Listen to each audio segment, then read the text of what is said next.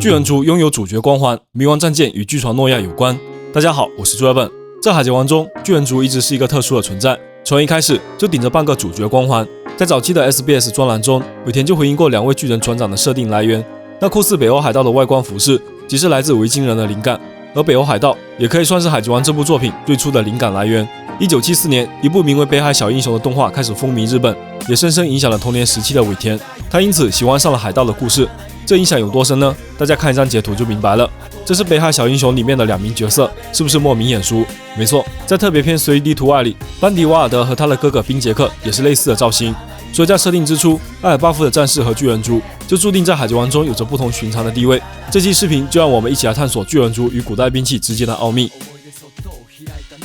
漫画116话，草帽一伙抵达太古岛屿小花园，结识了巨兵海贼团2位传奇船长东利和布罗基。在罗杰开启大海贼时代的100年前，巨兵海贼团曾经以恐怖战力威震这片大海。这支完全由巨人族战士组成的海贼团，由4名传奇船长率领，分别是山胡子亚鲁鲁、瀑布胡子约鲁鲁、轻轨东利以及赤鬼布洛基。某一天，东利与布洛基各捕获一只海王类，为了谁的猎物更大而争论起来。最终决定以艾尔巴夫古老的仪式，通过决斗判断输赢。但由于2人势均力敌，一直没能分出胜负。这场决斗也持续了100年。在海贼王的设定中，巨人族的寿命是人类的3倍以上，通常可以活到300岁左右。东利和布洛基开始决斗时约60岁，属于巨人族中的青年。巨兵海贼团由于2名船长离队，决定结束冒险，返回故乡艾尔巴夫。艾尔巴夫是位于新世界的国度，是世界上为数不多的几个巨人族国家之一，诞生了无数强悍的巨人族战士。艾尔巴夫也被称为世界第1强国。在漫画886话毕格曼的回忆中，我们就看到了已经回到艾尔巴夫的巨兵海贼团部分成员。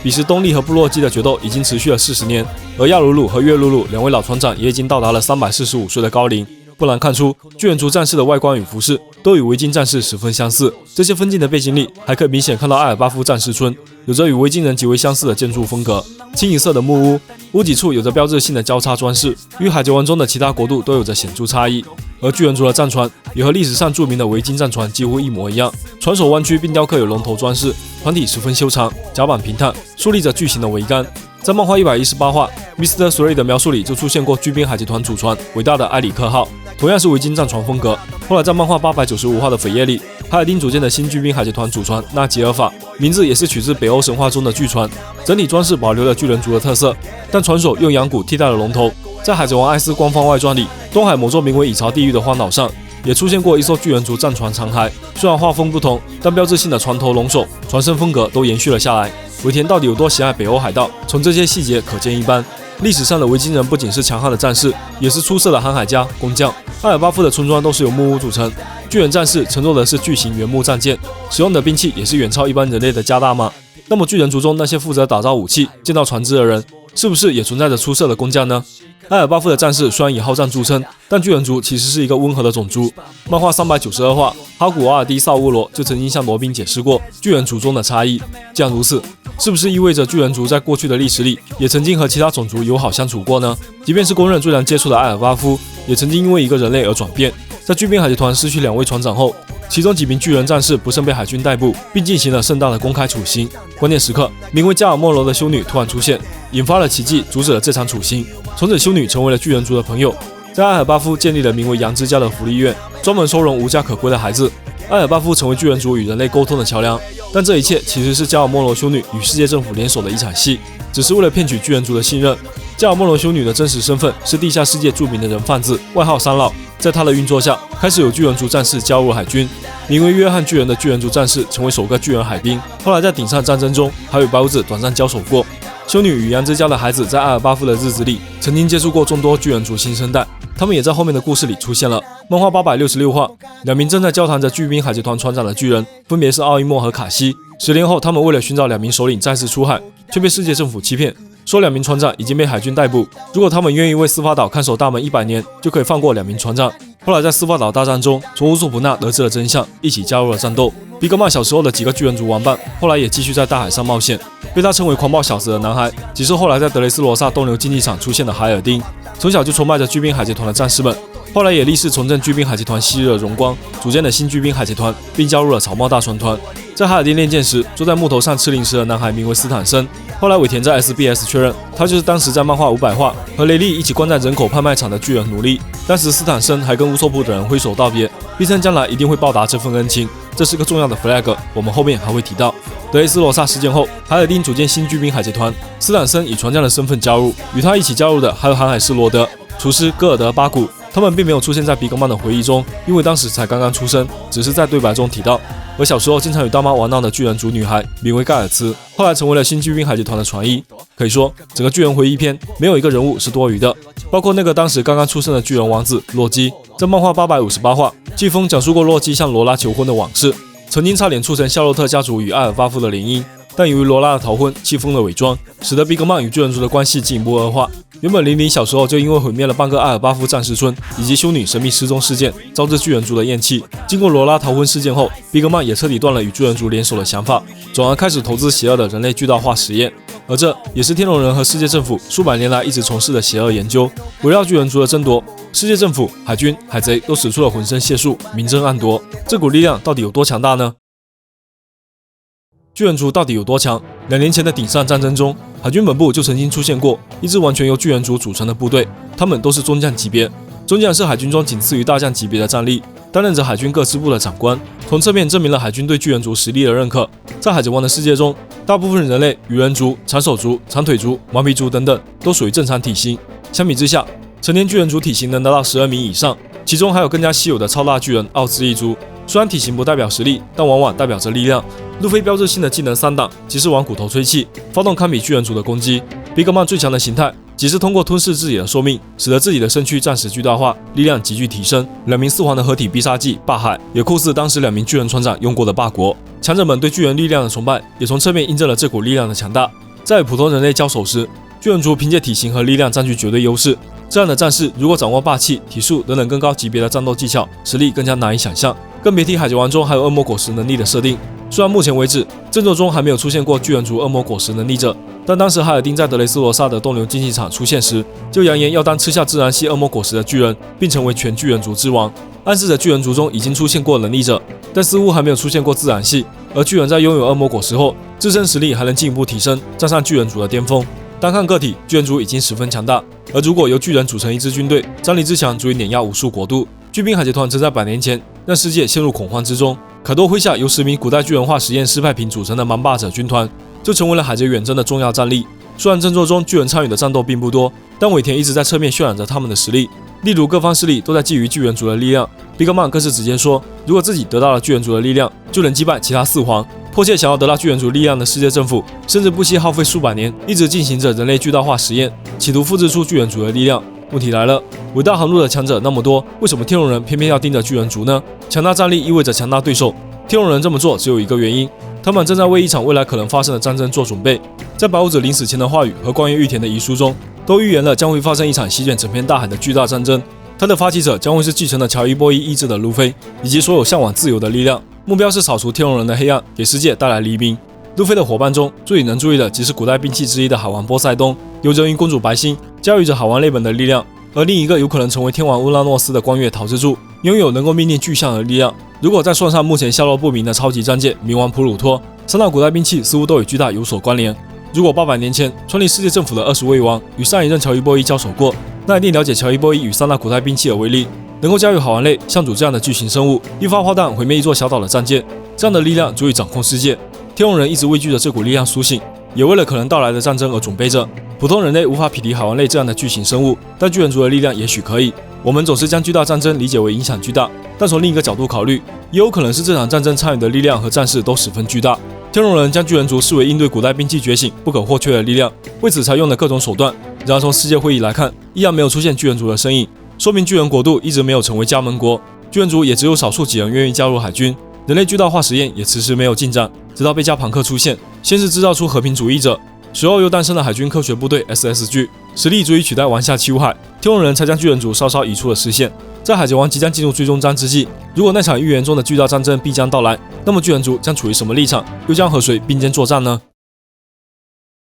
巨人族对海贼王世界的重要性，仅仅是因为他们惊人的体型和力量吗？漫画866话，我们见过阿尔巴夫岛屿的部分剪影。最让人在意的，即是位于岛屿中心，如同巨大树干一样的物体。在另一个分镜里，我们依然能看到这个巨大物体的侧面，同时天空中垂下了几条奇怪的阴影，就如同穿过茂密树叶后洒下的光线。同样的表现手法，我们在其他场景中也见到过。而阿尔巴夫战士村基本上都是由木屋组成，是不是意味着这片土地上拥有独特且大量的木材资源呢？这就不得不提到《海贼王》中神奇的宝树亚当。漫画431话，弗兰奇就讲述过这种稀有木材的来历。据说有一个经历过无数战争的岛屿，战火将一切变为废墟，唯有一棵大树始终岿然屹立。人们在这棵树下重新聚集起来，建立起新的城市和国家。全世界只有几棵这样的树，而其中最厉害的一棵即是宝树亚当。仔细看这棵树的造型，莫名神似阿尔巴夫岛屿上的巨大物体。而阿尔巴夫的巨人一族正是以粗暴野蛮著称，历史上也极有可能经历过争斗动荡的岁月。但是弗兰奇补充了一句，宝树亚当的一部分非常罕见地流入了黑市。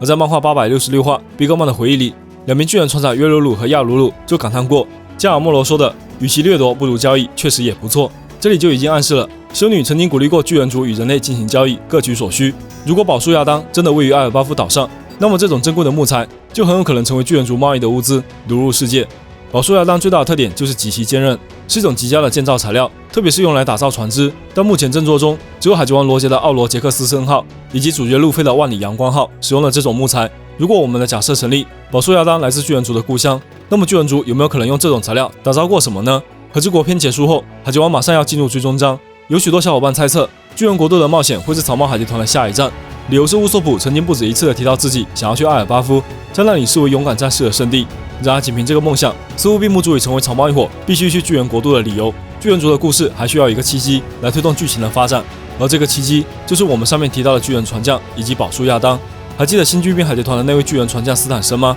他曾说未来将会报答草帽一伙的救命之恩。作为一名船将，斯坦森擅长的即是打造船只的技术。有趣的是，现在正有一个地方需要这个力量。还记得愚人岛那艘巨船诺亚吗？回忆一下它的造型，同样的弯曲船首，同样的平坦甲板，以及同样的木屋状船舱，像极了巨人族战舰，却又有一些不同点。例如船首没有了象征战斗的龙头装饰，去掉了桅杆，方便在海底航行。同时，为了能让海湾内牵引，船身镶嵌了许多船锚，并且还开了许多小孔，为了让海水灌入。这些修改都是因为诺亚的使命，是为了能够将愚人岛的族人全部牵引到陆地。范德戴肯曾说，诺亚是过去由全体愚人岛居民打造的，但在漫画648话，海王内们把破损的诺亚拉回海之森时，却提到了需要借助那一族的力量才能够修好诺亚。显然，单凭愚人族自己的力量，要建造和修复这么庞大的船只是十分困难的，而陆地上的巨人族却可以将他们庞大的力量用在建造这种巨舰上。普通船只无法承受海底的水压，必须镀膜才能保证通行。然而数百年来，诺亚没有镀膜，并一直待在海底1万米的深度，承受巨大的压力而毫发无损，说明打造它的木材也极为坚韧，很有可能就是来自宝树亚当。综合这些信息，我们可以大胆推测，800年前乔伊波伊和人鱼公主集结了愚人族和巨人族的力量，用宝树亚当的木材打造了巨船诺亚，并约定由海王类来牵引，将愚人族带往陆地。然而最终由于某种原因，乔伊波伊没能实现自己的约定，遗憾地写下了谢罪文，以历史正文的形式留存在了愚人岛的海之森。800年后，路飞继承了乔伊波伊的遗志，在离开愚人岛前，与人鱼公主白心约定，下一次要去更远的海面上去见真正的森林。如果我们的假设成立，那么拥有世界第一树宝树亚当和无数森林的阿尔巴夫，很有可能就是白心会去的地方。回想一下，白心的巨大体型是不是暗示了未来与巨人族的碰面呢？在乔伊波伊的连结下，愚人族和巨人族将再一次联手，用宝树亚当的木材修复诺亚，继续完成800年前那个没有完成的约定。而那个巨人船将斯坦森也就到了报恩的时候了。巨人族再次与主线关联起来，并引出另一个问题：如果宝树亚当是打造船只的最佳材料，那么3大古代兵器之一的冥王是不是也由这种材料所打造呢？这艘号称史上最凶恶的战舰诞生于七水之都，它的下落记录在阿拉巴斯坦王国地下的历史正文，目前只有罗宾知道确切情报。冥王遗留下来的设计图纸由传奇船将汤姆保管。巧合的是，汤姆就是一名愚人。如果愚人族和巨人族曾经在过去一起建造过诺亚，那么他们也很有可能在建造冥王时合作过。目前关于冥王的信息唯有它的惊人威力，据说一发炮弹可以毁灭一座岛屿。而在漫画495话中，万里阳光号就曾经展示过船首强大的狮吼炮，一击就团灭了飞鱼骑士，摧毁了大批建筑。巧合的是，30号的设计者就是看过冥王图纸的弗兰奇，而弗兰奇最喜欢研究的就是各种武器技术。他会不会已经把冥王的部分功能小型化后安装在了30号上了呢？仔细对比一下诺亚和30号两侧的设计，是不是惊人的相似？这也许并不是偶然，而是这3艘船从一开始就是一脉相承。一直以来，古代兵器之所以神秘，即是因为这些力量依赖着王的指令，在王没有苏醒前，古代兵器就无法使用。例如，身为好王波塞冬的人鱼公主，并不擅长战斗，但他能够驱使强大的海王类，